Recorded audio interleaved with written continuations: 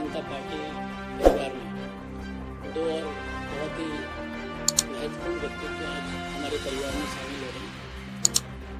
हम सब मिलकर आप सबका स्वागत करते हैं।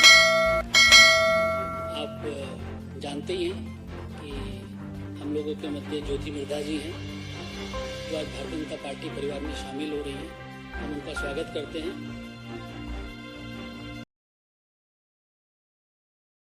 ज्योति मिर्धा जी का आप सबसे परिचय भी है ही।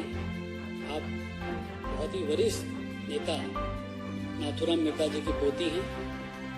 2009 से 2014 तक नागौर लोकसभा से कांग्रेस पार्टी की तरफ से आप सांसद रही हैं। आज भारतीय जनता पार्टी में शामिल होने का स्वागत है। साथ ही सवाई सिंह चौधरी जी भारतीय जनता पार्टी की सदस्यता ले रहे हैं।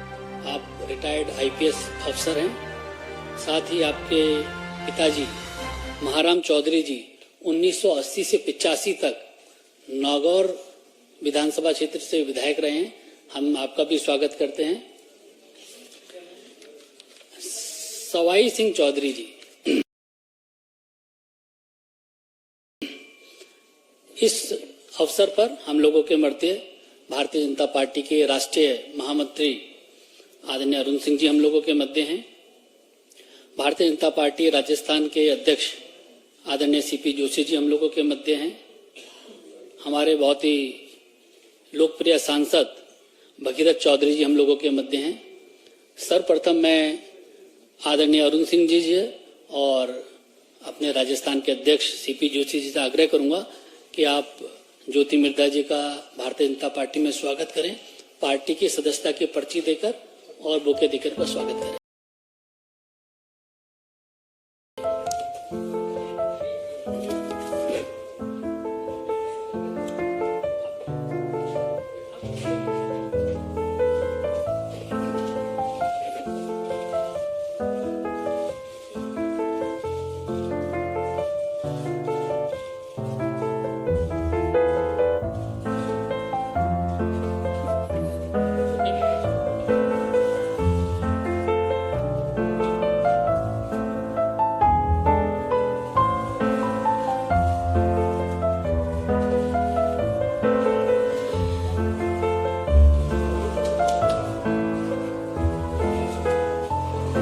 मेरा आदरणीय अरुण सिंह जी और सीपी जोशी जी से आग्रह है कि सवाई सिंह चौधरी जी को भी पार्टी की सदस्यता की पर्ची देकर उनका अभिनंदन करें।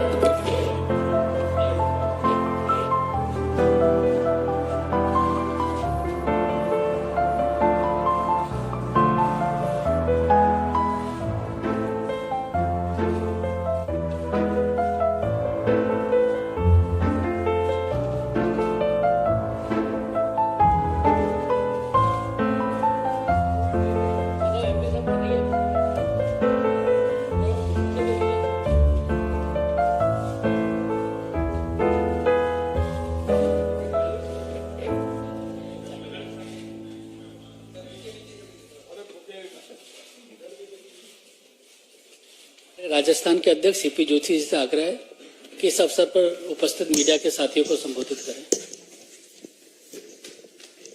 भारतीय जनता पार्टी के राष्ट्रीय महासचिव और राजस्थान के प्रभारी माननीय अरुण सिंह जी, माननीय बलोनी जी, भागीरथ चौधरी जी, बाबा की पोती और नागौर की ज्योति, उत्तर भारत में इमरजेंसी के समय जो एकमात्र सीट जीते थे, जिन्होंने किसानों के कल्याण के लिए अनेक काम किए, ऐसे नाथूराम मिर्धा जी के परिवार से मैं भारतीय जनता पार्टी परिवार की ओर से ज्योति मिर्धा जी का, जो 2009 से 14 सांसद रही, और सवाई सिंह जी जिनके पिताजी विधायक रहे, प्रधान रहे, ये भी चुनाव लड़े, दोनों का मैं राजस्थान भारतीय जनता पार्टी परिवार की ओर से बहुत स्वागत और अभिनंदन करता हूं। और मैं सोचता हूं जिस प्रकार की स्थितियां राजस्थान की हैं, उनसे खिन्न होकर, जहां महिला न तो घर में, न खेत में, न खलियान में, न हॉस्पिटल में, न एम्बुलेंस में, रक्षक ही भक्षक जहां बने बैठे हैं, ऐसी स्थितियों में आपने आज भारतीय जनता पार्टी की सदस्यता ग्रहण की। मैं पूरे परिवार की ओर से दोनों का स्वागत अभिनंदन करता हूं। बहुत धन्यवाद। राजस्थान में जिस प्रकार से महिलाओं के खिलाफ अत्याचार की घटनाएं निरंतर बढ़ती जा रही हैं, प्रतिदिन 16 से 17 बलात्कार की घटनाएं घट रही हैं। अभी गंगापुर में 2 दिन पहले महिला को किडनैप किया गया, किडनैप करने के बाद गैंग रेप किया गया और निर्वस्त्र कर दिया गया। ये 2 दिन पहले की घटना है। और जब प्रियंका गांधी उसी स्थान पर गंगापुर में आ रही थी तो सुबह पुलिस का स्टेटमेंट आता है कि न महिला अपने मर्जी से गई थी, जबकि महिला को निर्वस्त्र करके जो पुलिस वाले थे जीप का अपना लेदर उसको फाड़ करके महिला को पहनाने का काम किए। और शाम को आईजी का स्टेटमेंट आता है कि हाँ, महिला का अपहरण किया गया और गैंगरेप किया गया, निर्वस्त्र किया गया। तो केवल प्रियंका गांधी के दबाव में गहलोत जी ने एक झूठा स्टेटमेंट पुलिस के द्वारा दिलाया कि नहीं, इस प्रकार की घटना ऐसी नहीं थी। शाम को आईजी उस घटना को पूरी तरीके से बेवरवार कहते हैं कि ऐसी घटना घटी। जब प्रदेश का मुखिया ही इतना बेशर्म हो जाए कि महिला के खिलाफ अत्याचार हो रहा है, उन अत्याचार को दबाने के लिए अगर वह पूरी ताकत लगा दे और पुलिस वाले केवल समझौता का काम करा रहे हैं। मित्रों, मैं आपको सबको बताना चाहूंगा कि अभी ज्योति मिर्धा जी ज्वाइन किए हैं, बहुत ही लोकप्रिय नेता है कांग्रेस को छोड़ करके। इससे पहले कि पूर्व केंद्रीय मंत्री सुभाष महरिया जी भारतीय जनता पार्टी को ज्वाइन किए, कांग्रेस के पूर्व मुख्यमंत्री पहाड़िया जी उनके सुपुत्र भारतीय जनता पार्टी के ज्वाइन किए। ऐसे अभी तक 40 लोग भारतीय जनता पार्टी को ज्वाइन किए और लगातार ज्वाइन करने का सिलसिला बढ़ रहा है। भारतीय जनता पार्टी का परिवार बढ़ रहा है। यह स्पष्ट संदेश देता है कि राजस्थान में परिवर्तन की हवा चल रही है और वह कांग्रेस के विरुद्ध है, भारतीय जनता पार्टी के पक्ष में। आपका पुनः पार्टी के मुख्यालय में आप सब का अभिनंदन और स्वागत करता हूं। आप लोग रिकॉर्ड निकाल करके देखेंगे कि कोई फर्स्ट टाइम सांसद की अगर परफॉर्मेंस पार्लियामेंट में देखेंगे तो आपको भी लगेगा कि हाँ, मैंने वहां पर एक छाप छोड़ने की अपनी कोशिश करी थी। लेकिन उसके बाद से परिस्थितियां बहुत बदल गई, चाहे देश के लेवल पर देखें, चाहे अंतर्राष्ट्रीय लेवल पर देखें, चाहे राज्य में देखें और चाहे मेरी कॉन्स्टिट्यूएंसी में देखें। परम आदरणीय हमारे प्रधानमंत्री जी ने जो कुशल नेतृत्व दिया, उसकी वजह से हमारे देश की साख वैश्विक स्तर के ऊपर एक अलग ही दिशा में पहुंची है, एक अलग ही लेवल तक पहुंची है।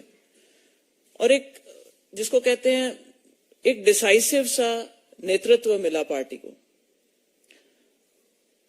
उसके विपरीत हमारी पार्टी जो थी वो पिछले कुछ समय में हम लोग अपनी अपनी बात रखते गए, कभी सुनी जाती थी, कभी नहीं सुनी जाती थी, लेकिन उस दिशा से बिल्कुल विपरीत डायरेक्शन में मूव करने लगी थी।